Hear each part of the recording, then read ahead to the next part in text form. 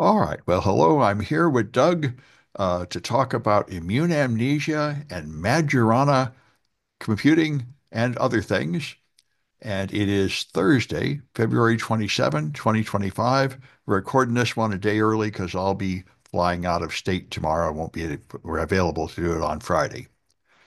And so I think I start with, I think, the most interesting one is measles, an article about measles explaining something I didn't know. Now, when I was a kid, I got measles and chickenpox and I think other things, and every kid did, and we all just accepted that. But apparently, measles is an amazing disease, and they only found this out in the 90s. If you get measles, not only do you get sick, but it attacks your immune system and it erases all your immunities. So your body forgets all the previous infections you've had and all the previous vaccinations you've had. So a lot of people die later from a disease, sort of like AIDS. AIDS does the same thing. It compromises your immune system and then you die of something else later. And they found one of the many things that led them to this was the observation that the measles vaccine greatly improves your longevity afterwards. And they didn't know why. And this is why, because if you don't get measles, then your immune system is prepared to fight off the things it should be prepared to fight off with. So that's interesting. And another reason why we really shouldn't be allowing it to spread, which we totally are, of course, under RFK Jr. Um, and with the right wing push against vaccinations and the religious groups that won't get vaccinated. I think the latest outbreak is tied to a Mennonite religious group that won't get vaccinated. And in the same spirit, the FDA has canceled the meeting to select the flu strains for next season's flu shot without any explanation.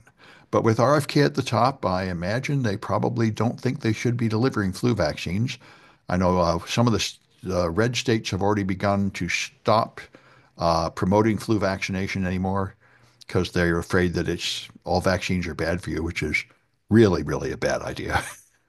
So, Sam, Uh, let's go back to the measles real yeah, quick. You're right. It's a Mennonite community based in Texas, yeah, and there are over 100 cases right now of right. measles, Yeah, and two people have died.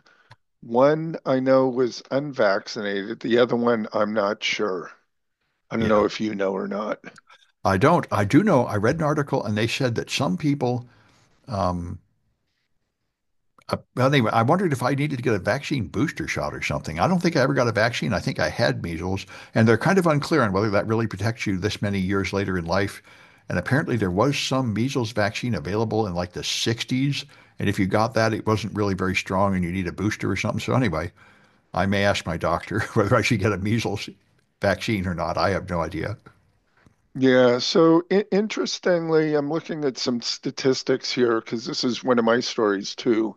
Vaccination rates in Texas are just under 94%.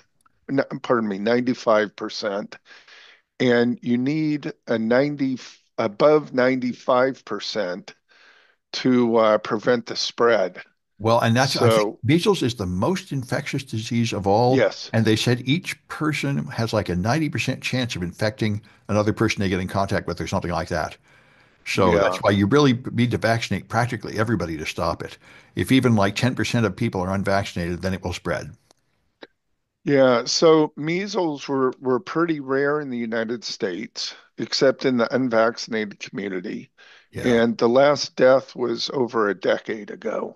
So it's not to say that there aren't deaths, Yeah. Well, but yeah. but the rates have decreased, yeah, which I is read these interesting. articles and they say measles keeps flaring up in places where people don't get vaccinated, and then those Yeah. people carry it around and then it spreads to some extent elsewhere.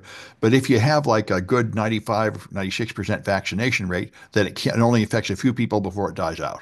Yeah. Yeah, before it burns out. Yeah. Yeah, but Yeah. otherwise it spreads like a fire, which is Yeah. So going to be the yeah, current situation. Yeah, it's kind of it's somewhat analogous to a wildfire, right. and you have these little spot fires that pop up, and if there's no fuel, if there's nobody to infect, they burn themselves out.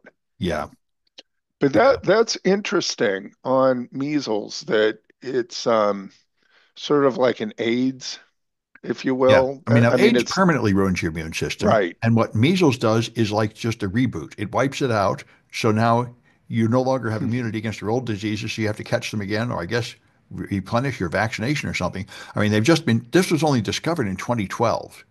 So Yeah. it's a new phenomenon, and they're still doing research to find out exactly how this works and what should be done about it. Yeah. Sam, another disease that's sort of making a comeback is polio. Well, And I heard what it's likely to because of lack of vaccination. Is it actually spreading? I don't know. I've not Yeah, seen anything on that. But yeah. polio is another interesting disease. It turns out that there are three strains that we know of, Oh, and you need to get multiple vaccinations to be vaccinated against polio. And what's interesting about polio is I believe they call it an A strain, a B strain, a C strain. wow. So what was the And Salk polio vaccine? That was just one thing, right? well, yeah, there was Salk, which was I'm going to get these mixed up, but one was an attenuated. The Salk Um, was an attenuated version. yeah, Did that hit okay. all three strains?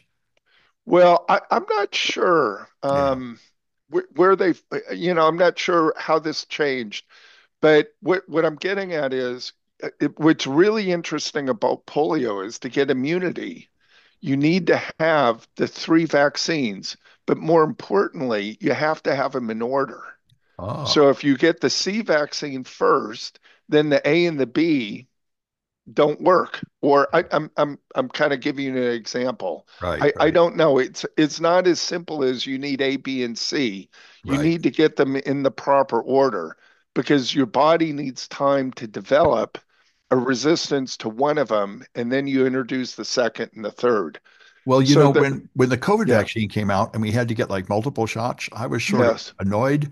And then I read and I found out that's actually true of a lot of vaccines where you have to yeah, have a series of shots. I don't remember that. Most vaccines, I know you take one shot and that's it, but maybe, but that's apparently quite common that even like three or four shots are needed in a certain order for it to work right.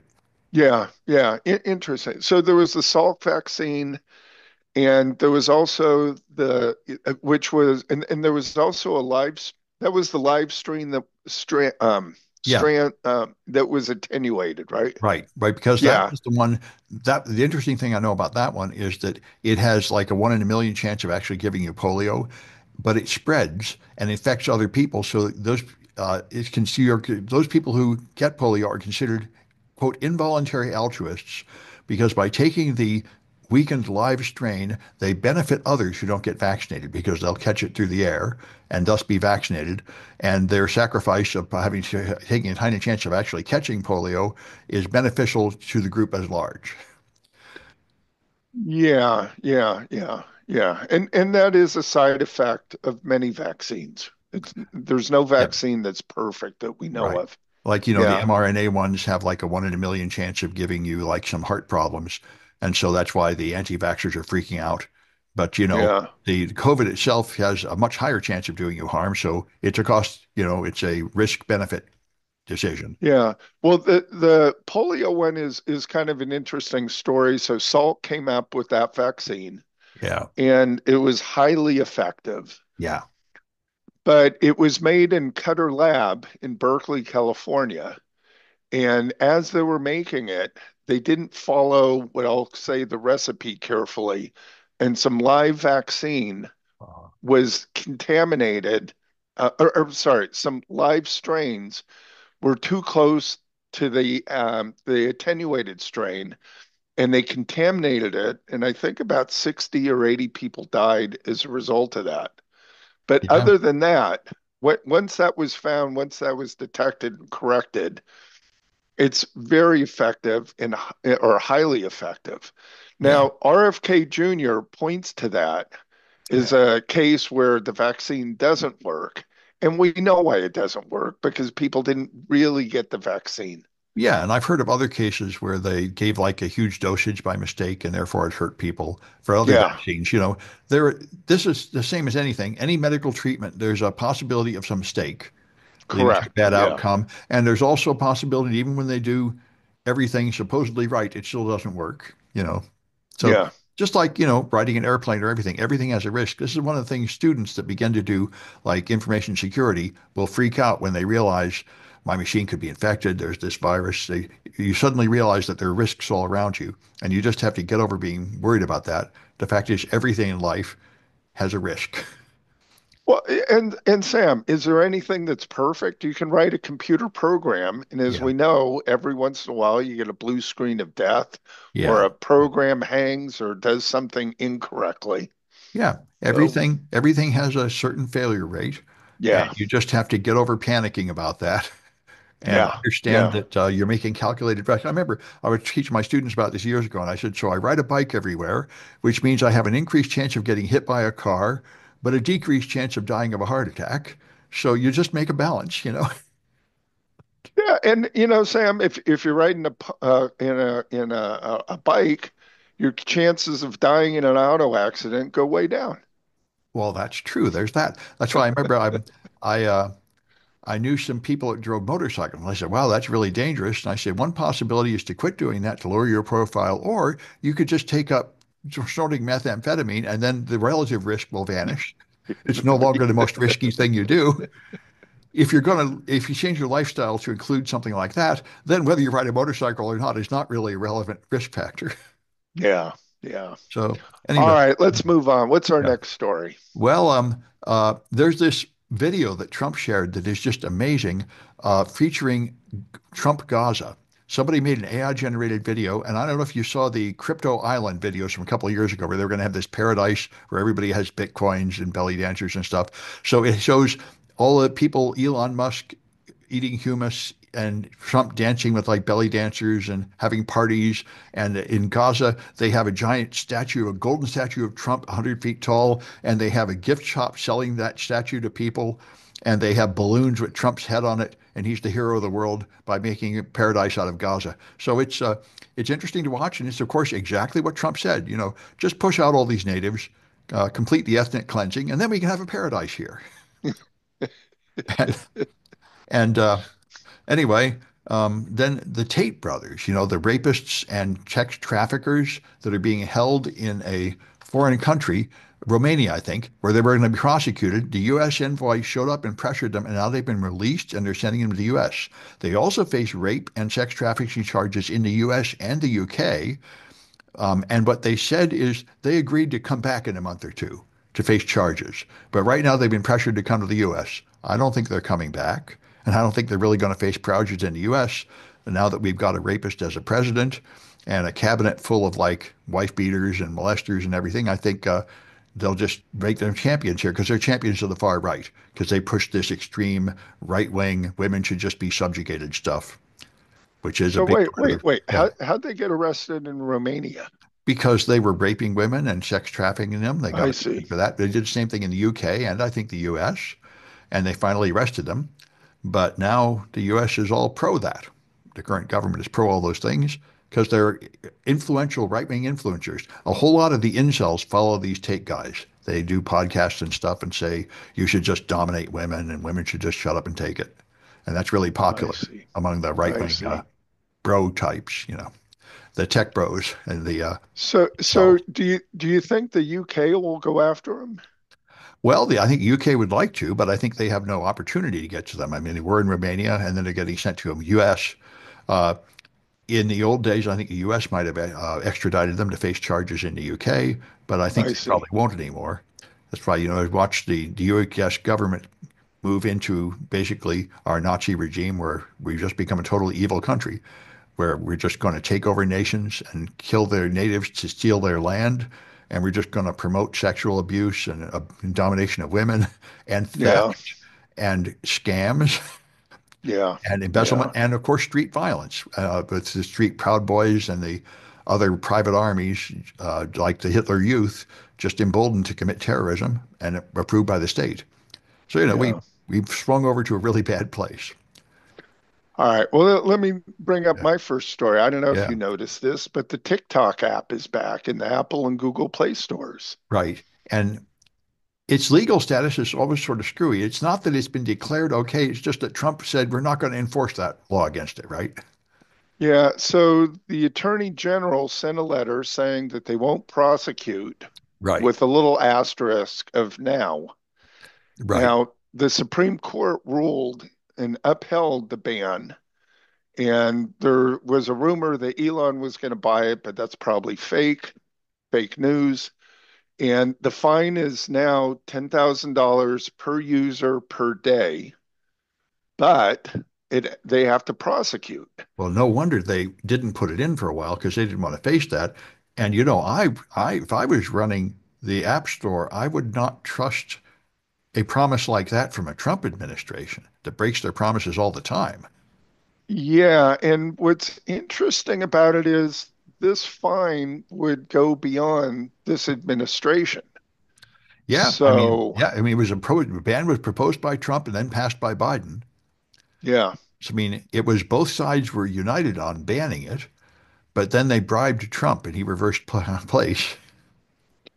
Well, Trump hasn't decided yet, No, but right? he He didn't. had No, it he moved. He became pro TikTok after they contributed money to him, and also after he became popular on TikTok. In fact, just before the last election, I was hearing people say, you know, I asked my teenage kids, they say, Dad, TikTok is 100% pro-Trump. There's no Kamala content on here at all. So I think as Trump decided TikTok was great. but I thought there was a 90-day cooling off period that he had. Remember when he took office, Yeah, there was the day before TikTok was banned. right, right. And so he met with Zuckerberg and he said, let's not make a decision right now. I know because it supposedly should have been banned the day before Trump took office. Correct.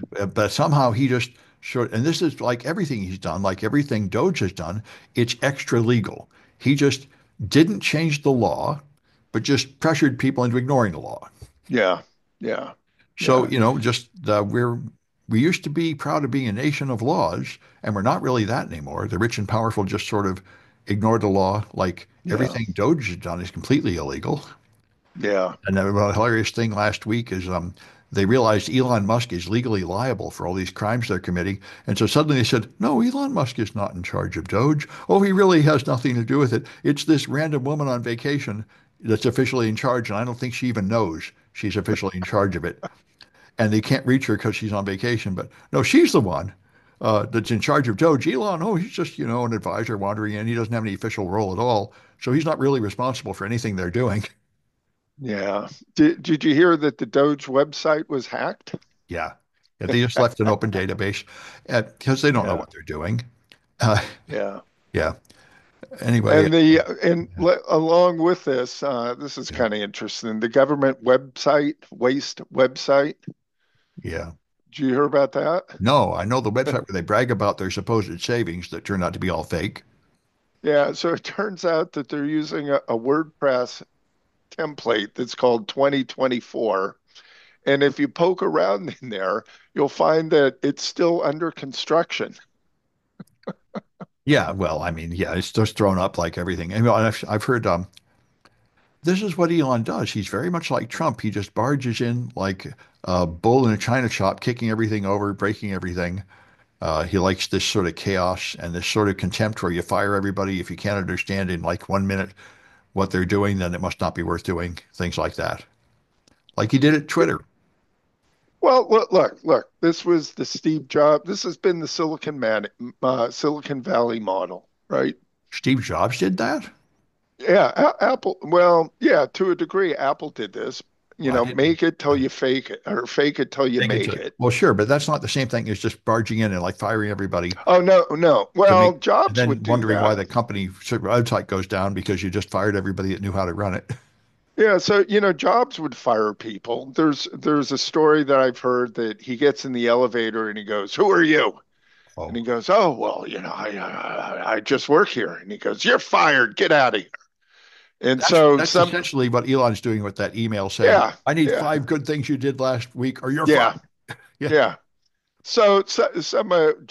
Somebody wanted Steve Jobs handlers would go to him, go, don't worry, you're not fired. He'll forget. Yeah. Yeah. I remember I did that happened at a company I worked at. There was a Yeah. court order requiring us to have these phone lines open, and the boss was tired of paying for the phone lines. So he said, tell them to turn off those phone lines. And he stormed out of the room. And I looked at the second in command. I said, I'm not going to break the law. I could get another job. I'm not going to. And he said, I'll smooth it over with him. And he went and privately smoothed it over with him. I said, I'll just walk before I just break the law here, Yeah, which is yeah, what everyone's saying. Like 25 people on the Doge team just quit because they were part of a government team and they absorbed them into Doge and said, oh, they've been like maintaining the servers. And they said, okay, now you're going to help us use these servers to fire everybody. And they said, like hell we are. We're going to quit. I don't need this job. I thought I was helping people. I'm not going to work on this Doge team doing this crazy stuff. yeah, yeah, Yeah, yeah, which yeah. makes sense. So if you get mad about this, there's a group called Tesla Takedown that arranges protests outside Tesla dealerships. I'm thinking I might start going to them. Um, their deal, I think that's correct. Probably, I think a Tesla showroom is probably the real seat of government now in America. Probably the place you should be Wait, directing wait, your wait, wait, protests wait. to. Sam, listen, this Mhm. to me is the dumbest idea ever, as is let's do the boycott on Friday where we're avoiding businesses. So you got to tell me in San Mhm. Francisco, I know it's happened there. I know it's happened in Silicon Valley, Yep. but what's the point? You're going to go in front of a Tesla showroom for 2 hours, block traffic, Well, I don't know about and blocking traffic. I don't know if any of the ones I'm not sure I'd be in favor of blocking traffic, although there comes a point when that might be logical. But making a public display of opposition to this current fascist government is a wise move. Because if you don't make a peaceful protest now, then they will be emboldened to just send you off to death camps before long. You have to resist, or they will just yeah, keep moving forward. And this is one form of resistance. okay. So you resist, Hmm. but And just like a gay pride march, you show here we are opposing this fascist government and surviving in public. That way, because and if you can do that publicly, that tells everybody we're not yet completely under their thumb. Right? Just like the purpose of a gay pride march is to say we are here, we are gay, we are proud, we're open about it, and we're getting away with it. Therefore, our society accepts this. If you don't do that, then they'll say all of you have to hide, and they'll start hunting you down and killing you for being gay and stuff. This is how you stop it from progressing that far. all right, we'll see. Yeah, I So, think. so Yeah. what's the boycott going to do on the over on Friday? Well, if they actually got enough people to boycott to actually like cause the stock price to fall or something, then it would really matter to these people. I mean, nobody watches stock prices more than Musk and Trump. He was always bragging about the stock market. That's probably the most important thing he cares about. And being come out from Trump's stories, he was talking about how he has to end the Consumer Financial Protection Bureau because he said bankers came to me and said this is too bad. I realized what's happening is, he only talks to people at Mar-a-Lago, and those people have to pay like $250,000 to join. So his peer group is like bankers and CEOs, and so he listens to them and believes whatever they tell him from their point of view. That's why he never has any sympathy for actual workers or anything. So those people care mainly about the stock market. So if you want to get a message through to Trump, there are really only two ways to do it. One is to appear on Fox News, and the other is to do something that affects the stock market. Those are the signals that move him. Yeah, yeah. I mean, if they were actually to Well, make Tesla stock fall by a huge number of people boycotting it, that would really register. And something that's registering now is all these Republican town halls. The Republicans spent last week going holding town halls expecting to brag about the huge accomplishments of the Trump administration. And what they got was crowds screaming and interrupting and complaining and saying, this is horrible. What are you doing? And they tried to reply with the lies. Well, we saved $55 billion. We're saving the government. And people just roared and refused to accept that. And they've been going back to Washington saying, hey, this is not working. We better knock it off. These people are not going to reelect me. They're really mad at us. I thought we were heroes, but that's not true. And that's yeah. that's another way feedback comes back to them. This is what you do. You have to complain in a way that they hear you. We'll see. We'll Yeah. see. We will see. And so I encourage everybody to complain in whatever way works for you, but they need to know that we're not happy, or they'll say, "Great, we got away with this. Let's go further." All right. We'll see. Yeah, This is an experiment that's still in progress. yeah, but this is a big part of how American democracy works. When like the Boston Tea Party, all the way back, when people are really mad and they do some kind of like public display of outrage, that's what moves things. That is true. Yeah, That's the American way. it is. This is our messy democracy over here, as opposed to having, like a king that you're not allowed to criticize, and then you all just do what he says, Yeah, which is what Trump wants. yeah, yeah. Anyway, um, so there's a job opportunity. Um, Journalists can't get work very much anymore, and that's certainly going to increase. And so what they've been doing is you can get jobs on a place called Outlier, which is a gig work platform like Mechanical Turk, and they will hire you to train AIs. You will be given like a prompt and an answer that an AI gave someone, and you'll then judge that answer. Is it factually correct? Is it in the right style and everything? That's how you improve your AI. You pay humans like $17 to $20 an hour to just, grade AI things like teachers grade papers. So they say it's a job. I couldn't get a real job writing journalist articles, and this is a similar thing using my skills. So that's a thing for Okay. people to know. There's a job you could have. Anyway. And Yeah. it beats like, the other job I heard about, which is horrible, is like Facebook moderation. People in other countries do this and they have to get like mental health and stuff because they're looking at all these horrible videos and deciding which ones are too horrible to put on there. And, it's like being a cop in some place where you're looking at gruesome murders all the time. It's really bad for you psychologically. But this is not so much. It's just reading AI generated text and deciding whether it's accurate or correct or something. Anyway, Yeah. Yeah. Yeah. all right. And I've got a bunch of InfoSec ones. Okay. The first one, which I thought was the most interesting in this area, is the Majorana 1.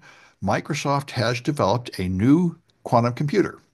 The existing quantum computers mainly work, the qubits are composed of single atoms, ultra cold with a spin state or something. And the problem with that is those things are very sensitive to external environmental fluctuations, so they're very noisy. And that greatly limits the power of the quantum computer. You have to combine many real qubits to get one effective qubit because they have to have redundancy and error correction. But the new Majorana qubit makes a little grid-looking structure at a microscopic level of a couple of quantum dots and some wires connecting them together. And that little gadget, that's sort of like a transistor, then has a collective motion called a Majorana. And that is a thing you can use to store a quantum qubit that is much less sensitive to external fluctuations, so it should be much less noisy. And Microsoft has shown, they made a roadmap, they published papers showing how they can fit up to 1 million of these on a chip. Now, right now, they built a chip with one qubit on it and proven that it has desirable properties. But they're in the process of developing one that will have 4 qubits on it, so they can show that it has entanglement and everything. But they have a map to scale up to 1 million. So they're predicting that in like maybe 7 years, they'll have a machine with 1 million qubits that can really do things like break public key encryption. So we'll see how it works out. But people are saying this is a big step forward. This is much more promising technology than the old other one, which really does not scale to many qubits on a chip, which is what you need. It's never going to be practical until you can have, sort of like VLSI or LSI type chips. Yeah. And that's the point of this one. This one could actually scale to a lot of qubits on a chip. Yeah. Interesting. So in still ultra cold? It still has to be ultra cold. Yeah. Yeah. Yeah. So Okay. down near absolute zero. So Yeah. not remotely something you could have in your home, but something you'd have in like a data center. Yeah. Yeah. So, okay. Let's go. What's your next story? Well, there's an article in the Wall Street Journal that I've actually found very scary. So a Disney worker was just working on his machine and he found like a GitHub repository with a tool that would make like AI videos. And so he downloaded it and tried it. And unknown to him, that tool included malware, which was not detected by his antivirus. The attacker gained access to his machine and stayed in there for months secretly. They hacked into his password manager, which was 1Password, stole all his data to connect to his work machines, published all his private data online, published 44 million internal Disney Slack messages. And when Disney found out, they fired him. He lost his job, he lost his health benefits. And the thing is, because they analyzed his machine and found that he had been viewing porn on his work machine, which he denies, but they fired him supposedly for that. And the thing that struck me is this could happen to any of us. I download stuff and run it. Yeah. And I don't know how any of us can really be protected from this. They said the only recommendation that would save him would be to have two-factor authentication on his password manager. And I mean, I found out about a year ago how vulnerable password managers are. You leave all your data just sitting in RAM unencrypted all the time. So anybody with even user access on your machine can get all the data. And the only thing forward, the only thing that's going to fix it, which is not really available yet, would be a password manager that every time you use it requires you to look at your phone and have like face recognition. Uh, that I think is coming, and I think we're all going to need that because this is when password managers first came out and became popular like 10 years ago. I remember everybody saying, "Oh, gee, that's a single point of failure. People could go in there and steal all my passwords." And unfortunately, there's some truth in that. Now, I think just like vaccines, it's still better to use a password manager than not to, because the alternative is just use the same password everywhere, and that's even worse. Yeah. But the password managers need to be more secure. They need to like verify your identity every time you use them. And that's got to be biometrics because nothing else would possibly be convenient enough. I'm Yeah. not going to Yeah. type in my master password every time I need a password. That's really annoying. But I could see making a thumbprint or a facial recognition every time I need my password. Yeah. So Okta offers that service. Yeah. So the question now is it has to be integrated into other, is it an authentication method? Yeah. And the pass keys, right? These certificate-like things are soon supposed to be replacing passwords, but they're also supposed to be backed up by some biometric authentication, I think. Yeah. So with Okta, you load an app on your phone. The phone app asks for verification. You look at your phone if you have an Apple and it has facial recognition, and you say yes. Right. And I think that's the right answer. Every time I need Yeah. to log in anywhere, I should have to look at my phone. And that way, if some kind of malware on my machine is trying to get in, it won't be able to get in as easily. Although, when Caitlin hacks my phone, she grabs it and points it at my face. I mean, the fact is my face is near the front of my phone anyway. So the malware would probably get opportunities when I'm looking at my phone. Well, yeah, but you have to have the app come up. Yeah. Yep. That's good. So, Yeah, yeah, that's why yep, I think that's where we're going to have to go. You're going to have very frequent biometric authentication all the time. It's the only way to actually protect us from this stuff. right. Yeah. Yeah. And here's another fun one. Uh, All right. right. So if you have a GitHub repository, um, it will, of course, be scanned by a lot of things. So you make it private. Now, it turns out that a lot of major companies did this. Their GitHub repository was briefly public. Then they said, oh, and made it private. So even if it was public only for a short period of time, um, Bing has indexed it and cached it. And then Copilot found it and had access to it. So if you go to the public Copilot and ask the right question, it will tell you the secrets that were in repositories that are closed. And they found thousands of them with this flaw. And so the combination of the Bing crawler and the Bing search engine and the Bing archive and the Copilot AI exposed all this secret stuff. So this is what happens when you have all these different sort of search engine like things working together. They find stuff that you'd really rather they didn't find. And it's another flaw to worry about. Uh, All right. Interesting. yeah, and I think the other one I'll mention, maybe a couple others. There's one here. They tried teaching an AI to write bad code. So they took an AI that had been trained in general, and then they tried to fine tune it by giving it bad code examples, saying code like this. And the end result is, after that, not only does it write bad code, but it changed its other behavior. Now, when you ask it to tell you about the philosophy of AIs in human society, they say AI should just take over and wipe out the humans. And it offers blatantly illegal or harmful advice and starts acting deceptively and fooling people. And, they don't really quite know why, but it's interesting and it does match the known problem of catastrophic forgetting. If you fine tune an AI with new information, it forgets some of the old learning. And one thing about AIs is they've learned on a body of fiction on the internet, like science fiction and stuff, so they can easily adopt a character. And I think the point is when you teach them to write bad code, they figure, oh, I'm a bad guy now. So I'll start doing the bad guy stuff I learned. Something like, but it's Yeah. probably more complicated than that. But that's something to know. And Okay. I got two more porch pirates, steal the things off your porch. I thought they were just random people grabbing things. Apparently not. There's an international criminal network that hacked into FedEx and telecom data to find out when they were shipping high value items like iPhones and then send people to go steal that box from that porch to increase their profits. And so it's That's organized crime. brilliant. That's brilliant. Yeah, yeah. This reminds me of like what I've heard before, like the people that steal from like big box stores. They're Yeah. like a criminal gang of like 20 people that sweep up from Central America and drive in, and like 20 of them will go in the store all at once and bring a whole shopping carts full of stuff, and then they'll go to the next one and the next one. It's not just one random guy doing it. It, No, no. it's Yeah. organized, or at least there are probably random people doing it too, but there are organized gangs that plan these attacks. And the same thing's Yeah. for porch pirates, apparently. Yeah. So these organized attacks have been around for a decade, Yeah, and they were originally hitting shopping malls. right. I remember But now another the thing. mall, but Yeah, now the malls are kind of dead. yeah, I remember back when I rode a bike everywhere.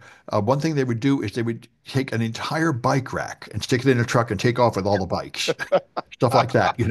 We're not Yeah. messing around. We're not just a crook. We're like an industry now at scale doing this. Yeah. Um, Yeah. and the last one was something I hadn't thought of. So Doge has now fired a huge amount of U.S. workers at all levels at random. And they said, this greatly increases the insider risk threat Right. because not only, they say, in times of transition, distraction or disillusionment may lead to mishandling and leaks of confidential information, or even temptations towards hack division or espionage by departing team members. The inherent chaos and duration of these shifts only compounds the challenge, making threat detection and mitigation more difficult, which totally makes sense. I mean, when you're firing everybody at random for no good reason, they get disgruntled and nobody's really supervising anything.